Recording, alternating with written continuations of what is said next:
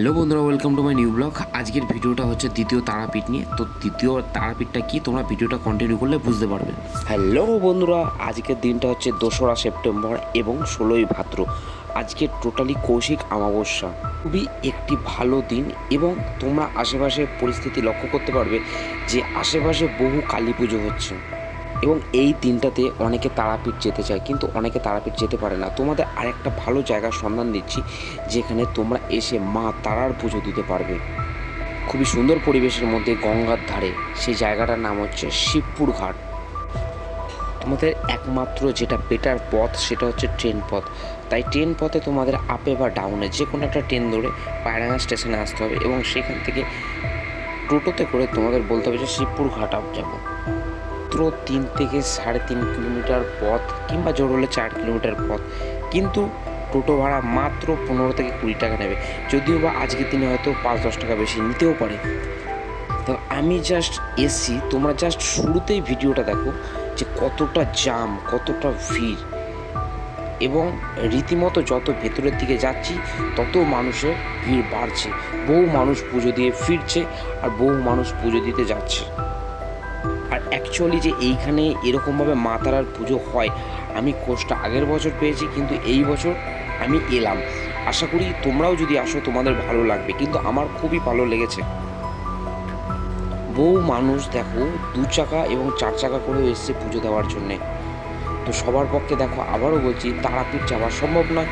তাই তোমাদেরই নদিয়ার একটি ছোট্ট জায়গায় পায়রাডাঙ্গা থেকে মাত্র 3 থেকে 3.5 কিলোমিটার পথ শিবপুর ঘাটে মা তারার পুজো তোমরা চাইলেই এসে দিতে পারো।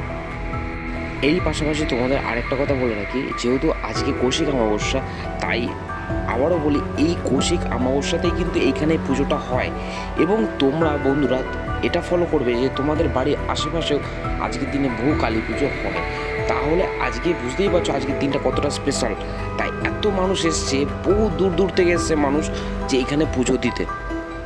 আমি তো প্রথমে ভেবেছিলাম জাস্ট কিছু সংখ্যক মানুষ হবে, কিন্তু এত ভিড় হবে আমি বুঝতে পারিনি প্রথমে। আশেপাশের পরিবেশ দেখেই বুঝতে পারছো যে ফাঁকা, টোটালি গ্রাম্য পরিবেশ। আর তোমাদের আবারও বলে রাখি, তোমরা যদি এখানে পুজো দিতে চাও তো সেই মতন সব রকম জিনিসপত্র নিয়ে আসাই ভালো হবে। যে ফুল থেকে শুরু করে তোমরা প্রদীপ, ধূপকাঠি, মোমবাতি, কেন এইখানে এই দোকানগুলো আমার চোখে পড়েনি। আর রীতিমতো দেখো আমরা দেখতে দেখতে চলেও এসেছি, এবং মেন যে পুজো কেন্দ্র প্রায় 1 কিলোমিটার আগে থেকে আমাদের গাড়ি ঢুকতে দিল না। তো গ্যারেজে রেখে আমরা রীতিমতো হেঁটে হেঁটে এলাম। এই দেখো রীতিমতো দেখো যে মেন গেট সেটা দেখা যাচ্ছে। এবার চলো ভেতরের দিকে যাওয়া যাক। যত ভেতরের দিকে যাচ্ছি ভিড় তত বাড়ছে।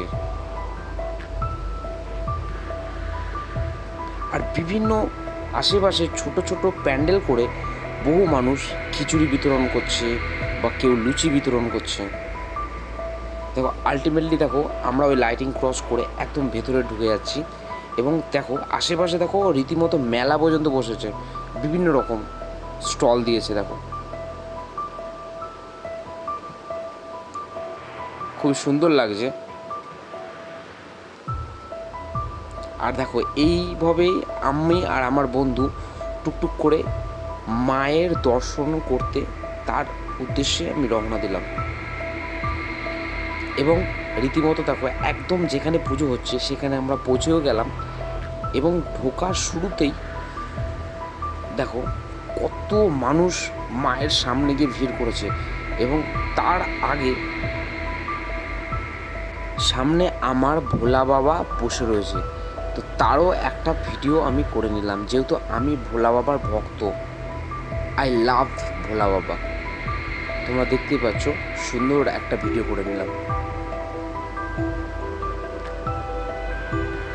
তোমরা ভালো লাগলে অবশ্যই লাইক করবে। এবার আলটিমেটলি দেখো মায়ের দর্শনের জন্য ভেতরে গেলাম তারা মা, এবং মায়ের চাঁদা হিসেবে আমি 101 টাকা চাঁদাও দিলাম। আর দেখো রীতিমতো দেখো মায়ের বিগ্রহটা খুব সুন্দর।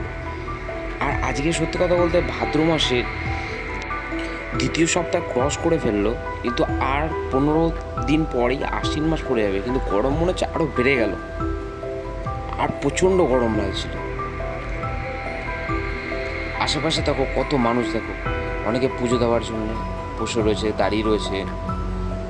আর দেখো রীতিমতো দেখো মায়ের বিগ্রহটা দেখো খুব সুন্দর সাজানো হয়েছে।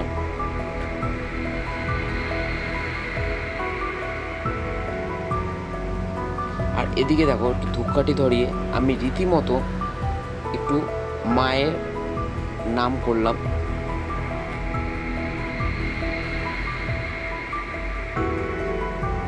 মা আমাদের রক্ষা করো, আশীর্বাদ করো। এদিকে দেখো মায়ের পুজোর সরঞ্জাম হচ্ছে, তার পাশাপাশি দেখো বহু মানুষ চাঁদাও দিচ্ছে এবং রীতিমতো তার কুপনও দিচ্ছে। আর তোমাদের প্যান্ডেলের চারপাশটা একটু প্রদক্ষিণ করে দেখো, দেখানো হলো খুব প্যান্ডেলও খুব সুন্দর সাজানো হয়েছে। চারিদিক ঘুরে মায়ের সামনে এসেই আবার দাঁড়ানো হলো।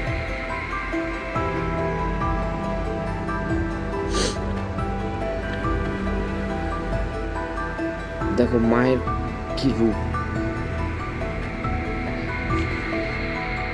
এই খেলাটা আমার চোখে দেখা, নিজের চোখে প্রথম আমি দেখছি এবং নিজের রীতিমতো খেললামও।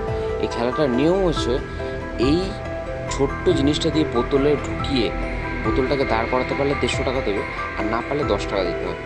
এটা হচ্ছে রুলস। আমি দুবার ট্রাই করলাম, দুবারই ফেলিওর হয়েছে। আর এই খেলাটা নিয়ে আলাদা সেপারেট ভিডিও এই চ্যানেলে দেওয়া থাকবে, তোমরা অবশ্যই দেখে নিও। আর আশেপাশে রীতিমতো বহু ছেলেপেলে এটা ট্রাই করছে কিন্তু ফেলিওর হচ্ছে। আর আশেপাশে যতগুলো ধরতে গেলে খেলার দোকান বা এরকম ধরনের স্টল রয়েছে, সমস্ত ভিড় এই জায়গায় শুধু একমাত্র জড়ো করেছে। এরকম একটা ইন্টারেস্টিং খেলা।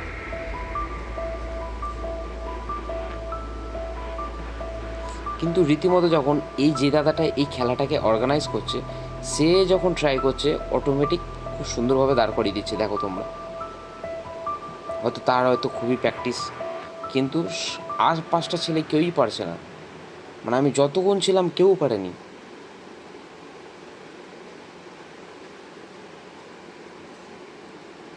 পাশাপাশি দেখো যে সংস্থা এটাকে অর্গানাইজ করছে তার একটা সমস্ত ডিটেলস দেওয়া আছে। আর তোমাদের ভিডিওটা ভালো লাগলে লাইক, সাবস্ক্রাইব এবং বেল আইকনটাকে প্রেস করে রেখো। তোমরা ভালো থেকো, সুস্থ থেকো।